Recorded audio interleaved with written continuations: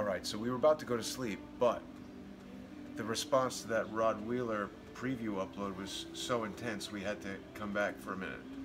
Yeah, I mean, a lot of the folks that I've interviewed with, Tim Black and so forth, are coming to the thing because they realize that Hannity has been pushed aside. Dobbs has been... No, this... You're right. Am I... They can't touch him. No, I'm not exaggerating. I mean, these Fox Channel sources have been pushed aside. He's a Fox News analyst. So, if you... I mean, I have a theory of human testimony and how this intelligence agencies and how Foggy Bottom runs these things. Like a school play.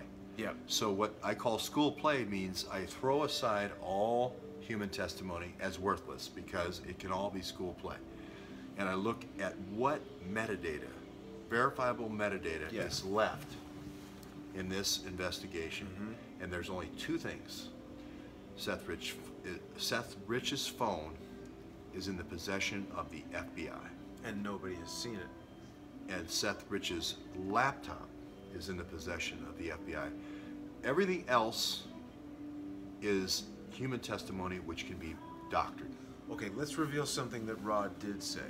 Because I asked him, why is the FBI even involved in this if Seth Rich is not a federal employee? DNC is a private organization. The person that gets elected from the DNC becomes a federal employee, but the FBI only investigates murders of federal employees or murders that occur across state lines.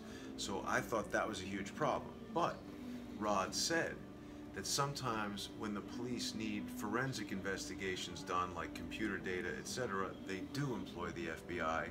So to get into a phone. So that was a legitimate explanation of their involvement. Right, but here again, to get into a phone or to get into a laptop.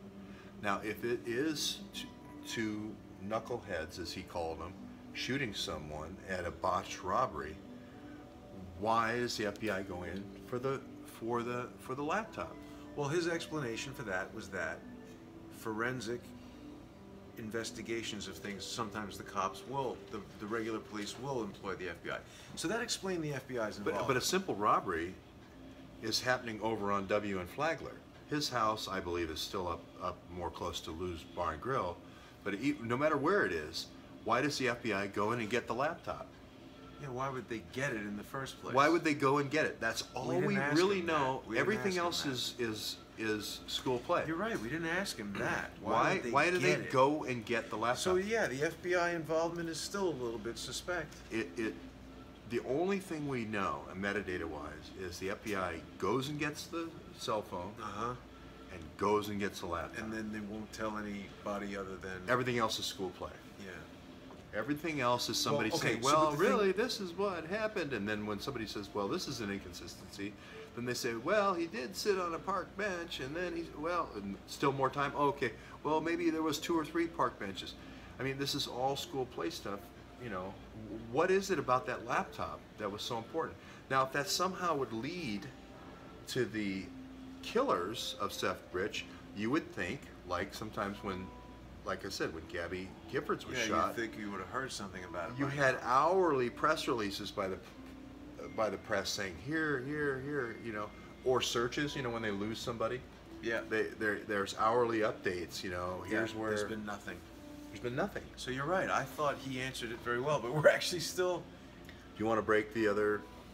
Well, okay, so what I was saying, I'm not trying to congratulate myself, but that just preview of the Rod Wheeler video, I guess the fact that Rod Wheeler's name is in it is the best performing video since I started Crowdsource the Truth. And now we've just gotten another piece of information from an anonymous source that we do, well, not anonymous, but we can't reveal the source. It's better than anonymous. Better than anonymous. We have a lot of confidence in this source telling us about the ballistics. Something that hasn't been made public before this second. It wasn't a .22, and it wasn't a cheap bullet that's commonly used by regular street criminals. It was some kind of special bullet that this person attributed to the FBI. Now, we haven't seen it. This is just human testimony, so it needs to be taken with that, but this is a highly credible source. But it is verifiable with a FBI document that says, here's the bullet we extracted from We gotta get that. his lobe, FOIA. Where's his third lobe of his liver. That bullet's going to be in Seth Rich, and we're going to be able to forensic evidence and be able to verify it. Again, you build out. It reminds me of the JFK, which is all this other testimony. So and so said over here and over there and over there and over there, and it's a big fireworks show. But if you really boil down the forensic evidence in the investigation, it took what 20 years for the Zapruder film and 12, yeah. Or whatever, you know what I mean? The real data, or Vince Foster, and I don't want to go there, but I know more about JFK than Vince Foster. yeah, I know you do. but the forensic evidence is all that should be considered at this point, because that's all that can be trusted at this point. We've had so many inconsistencies. Can that be FOIA'd? I mean, yeah. I think Tom Fitton already at Judicial Watch, I think already has for the ballistics. Well, I'm sure, we say it, and then Tom, he adds it to the evidence request. So great. Yeah, but I think Jason underplayed how reliable the source is for the FBI bullet.